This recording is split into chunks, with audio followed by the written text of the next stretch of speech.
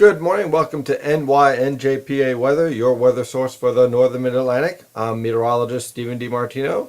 Let's talk about the tranquil weather, at least for now. Well, as we can see, the current surface map shows high pressure generally in control, centered over the Tennessee River Valley. Our blizzard is moving into the Canadian Maritime, should I say, and that storm is going to have a more lasting impact than anyone actually thinks, which I'll discuss in just a moment. But for the most part, heavy snow is definitely all over the ground, and anywhere from a foot to almost 4 feet worth of snow and snow drifts is on the ground, which is going to have an influence on the weather pattern for the next several days. The warm-up that everyone is looking forward to will happen, but it will be suppressed a little bit because all this snow is melting and refreezing, melting, refreezing, and that causes cooling in the atmosphere, especially in the boundary layers. So if you're looking for 50 degrees for a high, well, you better hope that snow melts pretty fast, because otherwise that snow will refract the sun and also at the same time create a cooling effect on the lower parts of the atmosphere, keeping temperatures in the 30s and 40s. Still much better than 20s and 30s that we experienced for much of December.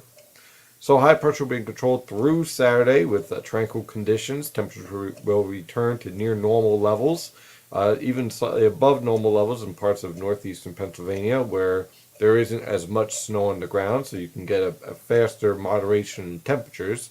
But otherwise, a quiet week is ahead. Now, there is a powerful cold front approaching, and let's take a look at the latest GFS guidance. This is the GFS guidance from the Penn State EWAL, a great website for all your model needs. Excellent website. And basically what it's showing here is on Sunday morning a powerful cold front moving through. Now, I'm pushing back the timing of this cold front about 12 hours because usually in the mid-range, the mile against is a little bit too fast with the passage of cold fronts, especially when you have your polar vortex or upper level low centered well to the west of the region, which usually means that the cold front is moving in an environment where the winds are southwest at all levels of the atmosphere, which creates a slow-moving cold front.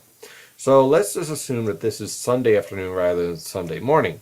And what we can expect here is a period of moderate to heavy rainfall, combined with some snow melt might create some flash flooding problems, especially for New Jersey, New York City, and Connecticut. The drainage system is going to be really taxed on Sunday afternoon with this cold front moving through, and we combine the heavy rain with about 1 inch to 2 inches of water from the snowpack, and you can end up with some problems. The other impact here with this cold front is that temperatures will crash on Sunday night and Monday. So enjoy the warm up to near normal to slightly above normal temperatures while you can, because they will not be returning anytime soon after this. The cold pattern returns just like it did in December. However, I think that the intensity of the cold air mass, at least for the start of January, will not be as bad as what we saw in December. Still, we will be below normal, and we will be pretty close to freezing for many of the afternoons moving forward into the first 15 days of January.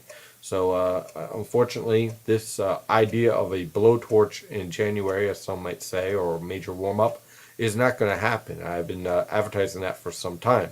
Let's take a look at the long-range model guidance for just a moment. This is the 7 to 10 day average of the GFS, which is on the right, and the European, which is on the left. And first, I've been talking about for several weeks, almost months, for all my premium members, that the idea of a warm January and February is going to fall flat on its face. And the reason why is because no matter what model guidance you're looking at, you have to follow physics. And you have to look at the stratosphere and also tropical influences. And I've been saying for months on end that we are in an east-based La Nina that's going to only peak out moderate. And we are in a stratospheric pattern, or a solar influence, should I say, where we're going to see high-level blocking. High latitude blocking is in the negative NAO pattern. And look what we have here. Now, this winter storm that we just had, this blizzard, is going to have lasting influences on the pattern going forward.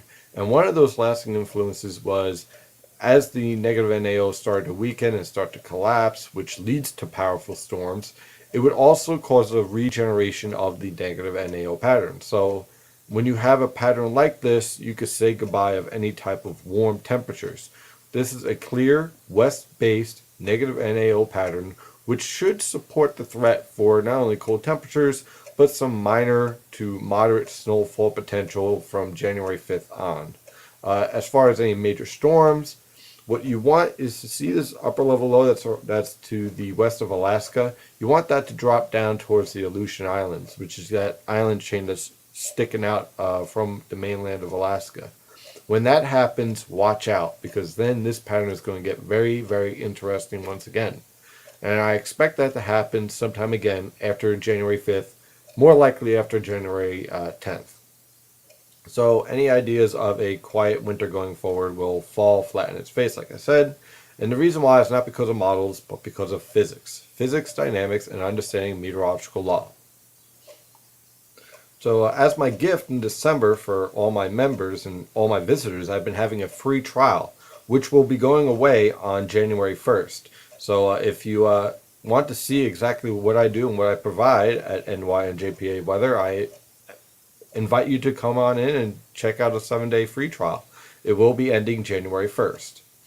I'm meteorologist Stephen DiMartino. Have a great day.